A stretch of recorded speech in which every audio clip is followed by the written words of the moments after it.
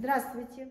Я Родионова Алена Геннадьевна, педагог-модератор, классный руководитель 3 В класса. Хочу предоставить вашему вниманию урок математики по теме таблица умножения и деления числа 6, задача в косвенной форме. Лексическая тема «Классный коллектив. Права и обязанности».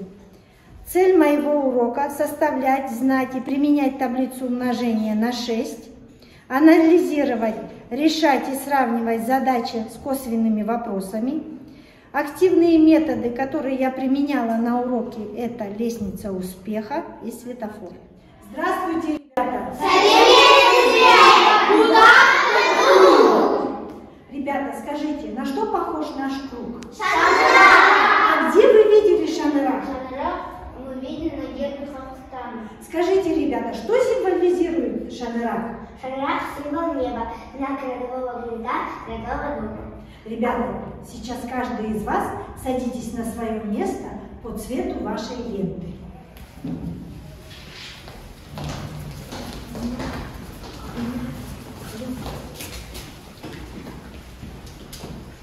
Ребята, мы приступаем к следующему этапу урока. И сейчас мы с вами проведем исследование. Ребята, обратите внимание на доску. Нужно прочитать первое выражение и найти его значение. 3 умножить на 6 Правильно, молодцы, ответ верный. Второе выражение. 4 умножить на 6 Верно, ответ правильный. Третье выражение. 5 умножить на 6 30. Молодцы, ответ верный. Теперь, ребята, скажите, какое число нам встречается на протяжении всего урока? 6. Переведите его на казахский язык, на английский язык. 10. Хорошо. Ребята, а каких выражений нам не достает? 6 умножить на 6 6 умноженное на 7 равно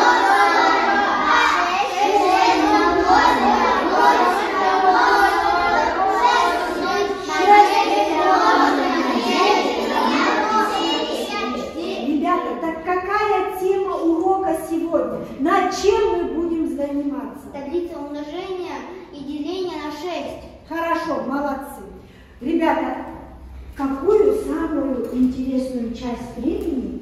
Так, ребята, скажите, где вы проводите самую интересную часть времени? В школе. Хорошо. Обратите, ребята, внимание на следующее задание. У нас возле школы есть числовой луч.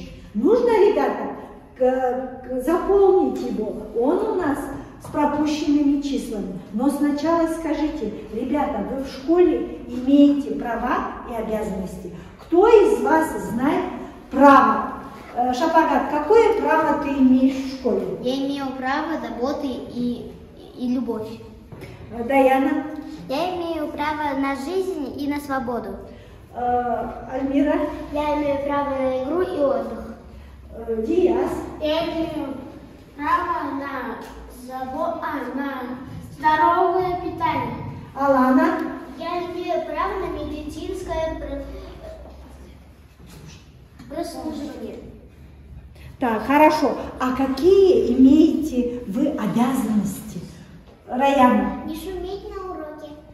Альмира? Беречь школьное имущество. Даяна? Не ломать вещи.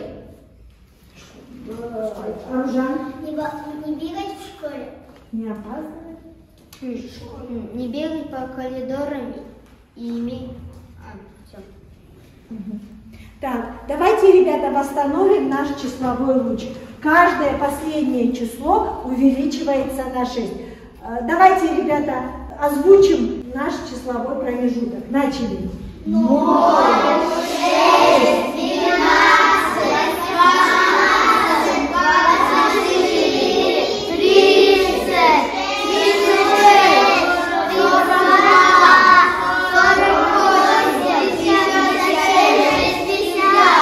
20. А сейчас, ребята, давайте оценим свои знания по таблице умножения. Встали, ребята, и станьте на нужную нам дорожку.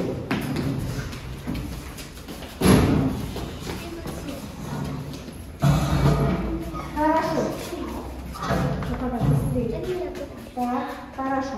Так, посчитаем, ребята. Значит, все понял и могу объяснить. Результат 4 человека. Понял хорошо 5 человек. И было трудно 2. Молодцы, ребята. Садитесь. Ребята, продолжаем наш урок. И следующее задание – это решение задачи в косвенной форме. Прочитали. Шапагат, читай нам задачу с доски. Санжар полил в классе 6 комнатных растений. Это в 5 раз меньше, чем он полил в вестибюле школы. Сколько растений Санжар полил в вестибюле школы? Хорошо. Кто решит эту задачу? Аружан. 6 умножить на 5 равно 30. Хорошо. Ребята, что вам помогло в решении найти правильный ответ в решении этой задачи, Мадина? Таблица умножения. На 6. Молодцы. Хорошо.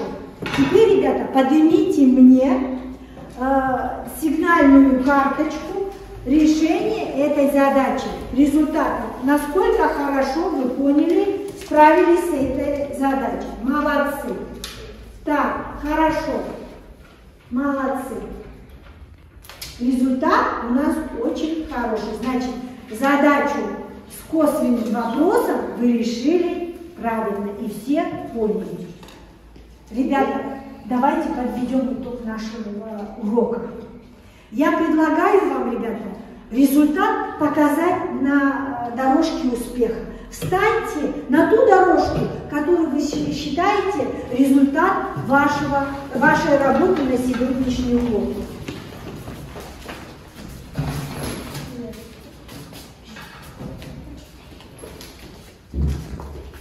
Хорошо, давайте посчитаем. Значит, у нас на самой высокой ступеньке все понял и могу объяснить 6 человек. На второй дорожке понял хорошо 3. И было трудно 2. Молодцы, ребята. Я считаю, что сегодня у нас на уроке вы были очень активны и внимательны. Молодцы, ребята. Ребята, ответьте мне на вопрос. Где мы можем использовать таблицу умножения и деления на 6? Диас. В школе. Мадина. В магазине. Шапагат. На стройке. Раяна. В рынке. На рынке. Хорошо, молодцы. А где как вы можете отличить прямую задачу от задачи, которая имеет косвенный вопрос? Альмира. Задача, которая имеет косвенный вопрос, написано на сколько больше или меньше, чем другой предмет. Молодцы. Ребята, спасибо. Садитесь на места. Ребята, домашним заданием будет задача номер 4, пункт Б, на странице 83. На сегодня урок закончен, ребята. Молодцы, большое спасибо.